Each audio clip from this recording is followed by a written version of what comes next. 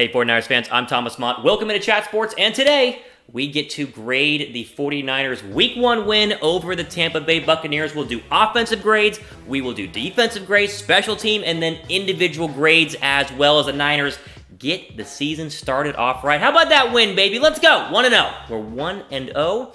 Half the teams in the NFL can't say that, right? Big deal. It's the Bucs, I know, but still.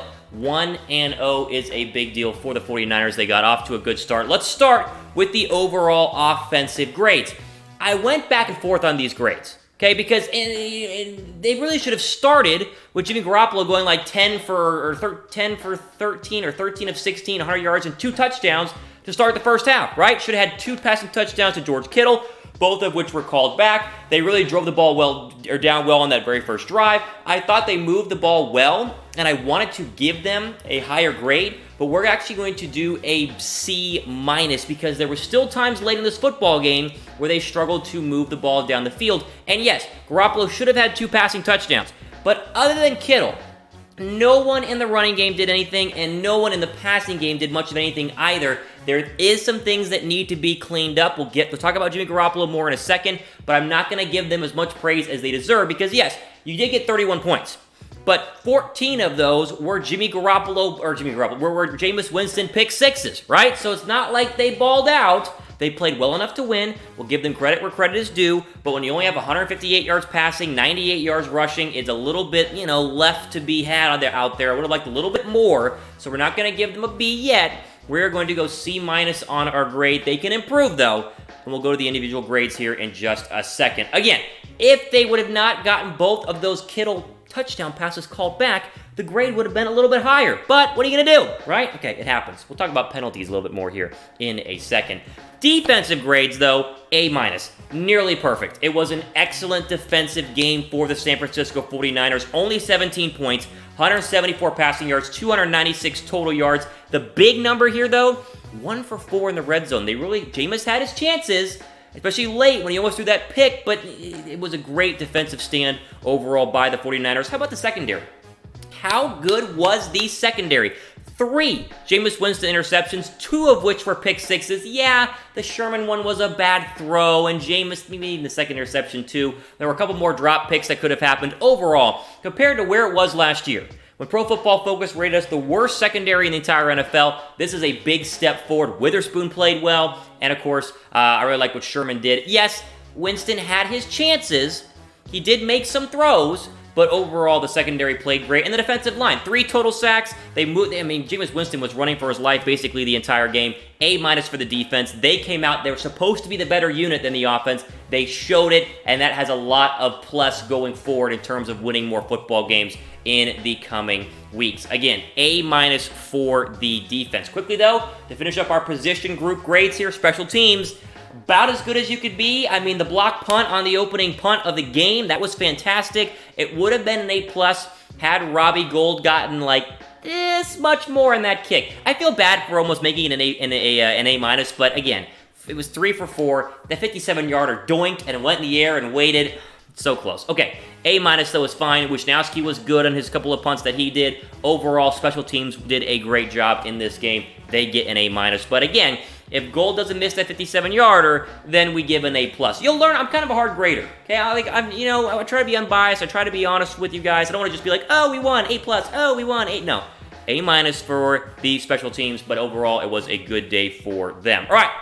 Individual grades here. Although first off, be sure to subscribe to our Chat Sports only YouTube channel as we got to 1,000 subscribers, but we can always keep going up. I appreciate the love, but I also would appreciate more subscribers as always as well, so go ahead and subscribe. Okay, individual grades here. Jimmy Garoppolo, B-. Now, that might be actually a little generous because he really, he had the interception, and he only had the 1 touchdown pass, and his receivers didn't do much. Here's the deal. I said it earlier.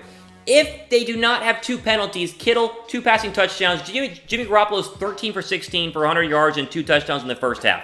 If not for the 2 penalties. He played well.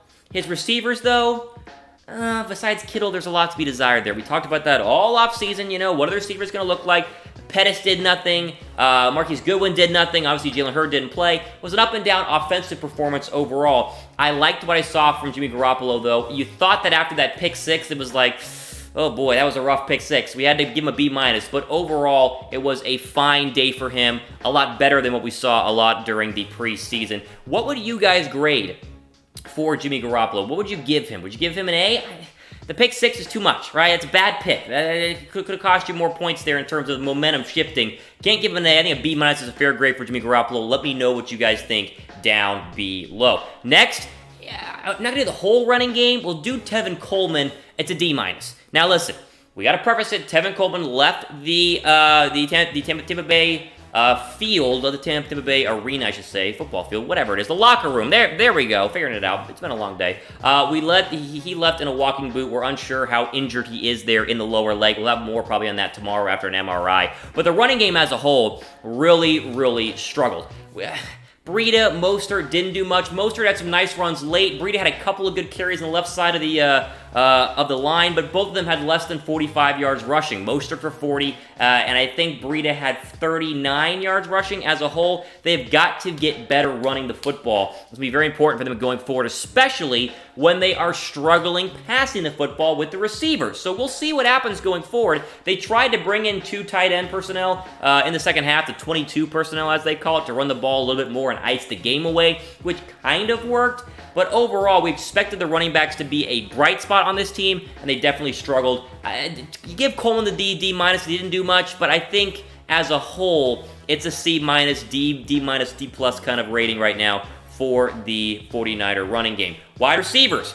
We'll hone in on Deebo Samuel because he was the only one who did anything, but the receivers as a whole, C-. Pretty poor, right? It was a quiet day for Deebo Samuel, only targeted 3 times, 3 catches for 17 yards. The fumble at the end of the first half cost points. It's a big rookie mistake. You cannot do that, so that's why you bring him down to a C-. But as I said earlier, who else did anything in terms of the offense? Pettis did nothing. Goodwin did nothing. Bourne did nothing. Richie James had a great streak route for a touchdown. That was nice, but it was more of a great play by Jimmy Garoppolo. That was it. Right, the receivers really struggled, and I was worried that this would be the case. It's a bad secondary, too. So if we want to go glass half empty, glass half full, the glass half empty of this game is you win, but your receivers looked really bad against a bad secondary. C- for Deebo Samuel. If I was going to rate all the receivers, D-. Like, they really did struggle. Hopefully they get to improve more. Where's Pettis and Goodwin? Right? Where are the 2 veterans? They're supposed to be, making plays. I digress. I had a lot higher expectations for Dante Pettis, but alas, did not do much. Hopefully, when Jalen Hurd comes back, not sure when, but hopefully soon, he'll be able to kind of lift up the passing attack here for the 49ers. All right, weigh in, grade here. Are you worried about the 49ers receivers after one game? You worried? Put 49er receivers, yes, I'm worried, or 49er receivers, no, I'm not worried. I'm curious what you guys think. Let me know in the comments down below. The bright spot on the offense, besides, of course, Jimmy Garoppolo, how about George Kittle? Give him the A+, the only A+ of the day. He looked great. Should have had those 2 receiving touchdowns. How about running over his guy? I mean, boom, lower the shoulder there on that second would have been touchdown pass. Listen, 8 catches, 54 yards, 10 targets, was the leading receiver on this team. He's solidified himself as one of the elite pass catchers at the tight end position in the entire National Football League. He's going to be Jimmy Garoppolo's guy. Thumbs up, props to you if you have him in fantasy football, because he's going to be a great tight end going forward this year. Overall, though, you expect him to be the leading receiver, but you also kind of were like, 54 yards is the leading receiver on this team. Receivers really got to pick up their game overall. All right, some defensive guys here. Let's actually do Richard Sherman next. A- for Richard Sherman. Talk about last year not looking like the old Richard Sherman. Again, recovering from the Achilles, looked more like himself. Yes, bad throw by Jameis Winston on the pick 6. It wasn't Sherman, jumping in front of the route and being crazy. No, bad throw by Jameis. Jameis was bad all night, but overall, Sherman and the secondary looked so much better. How about 4 total tackles for Richard Sherman as well? No interceptions for Sherman last year. Got one in this game that bodes well for the Niners secondary. I mentioned it earlier, but Sherman, Witherspoon, the rest of the guys there in the secondary played very well. Props to them. Big time plays there. I'm looking forward to seeing what Sherman does going forward here in the future. How do you guys feel? 49ers secondary as a whole, most improved position in my opinion in the entire team in terms of position group. The secondary, massive gains. I know it's San Francisco, or I know it is the Buccaneers. I know that they weren't expected to be very good, but it's overall a good start for that secondary, which really struggled last year. All right, let's actually do a couple of quick things here. I'm going to go with penalties, aka discipline. We did this during the preseason during our grades. D-. You know, Quan Alexander cannot get ejected so early for that hit. I know, it's the new NFL. It's how it works. Do not get ejected. Bad discipline there. We needed him late. Thank goodness we won, but that's a big part of this defense. I wanted to see him more too, right? It was so early, so hopefully he cleans that up. He'll get his fine from the league and move on. But overall, 11 penalties for 87 yards.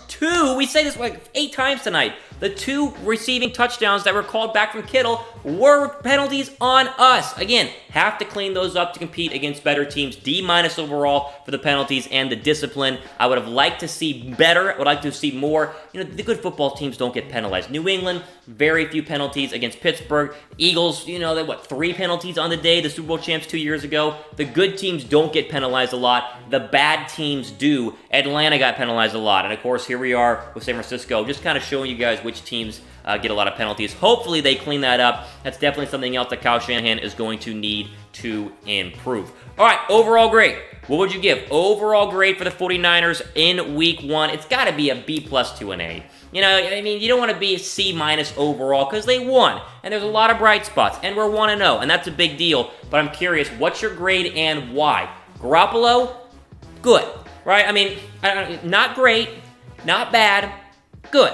Running game, underwhelming. Receiving core, pretty bad. Honestly, not that great. Defense, I liked what I saw. Defensive line played very, very well. 3 total sacks. It was good seeing Bosa out there next to Buckner. Solomon Thomas getting some in there on some plays as well. The linebackers, listen, Fred Warner was great. Led the team in tackles. Fred Warner was really, really good. And then, what do you say? The secondary is the most improved position group in the entire team. Things to work on? Yes. Is this an elite 12-win football team? No, but I think we can still go out there and compete, like I've said many times on this show. 7, 8, 9, maybe 10 wins, depending on how the NFC South looks. Again, the Seattle Seahawks look really, really bad. The Rams look good. And, of course, the Cardinals, a tie. So it's like, whatever. Cardinals, not too worried about them. But, again, I mean, I said NFC South. I meant NFC North or West. You guys know that. Just clear that up there. So, again, overall, my grade for them is probably a B-. Clean things up. Let's improve the passing game. Let's see how injured Tevin Coleman is, and then we'll go forward into next week. Listen, be sure to subscribe, not only to Chat Sports, but also to our 49ers only YouTube page that a lot of you guys are watching on. We got to 1,000. Can always go further. Let's catch Tom Downey's Cowboys report, and let's catch Mitch's Raiders report as well. We're getting close. Well, we got a ways to go, but we'll get there. Don't you guys worry. Again, all the time we have for today, guys. Be sure to leave your grades down below. I will be reading, and also, we're going to be doing a 49ers mailbag in the future, so use the hashtag 49ers and get your guys' questions in as well. All right, all the time we have for today. For Chat Sports, I'm Thomas Mott. Happy Week 1 victory, 49ers fans. As we sign off, enjoy the rest of your victory day and victory week here at Chat Sports.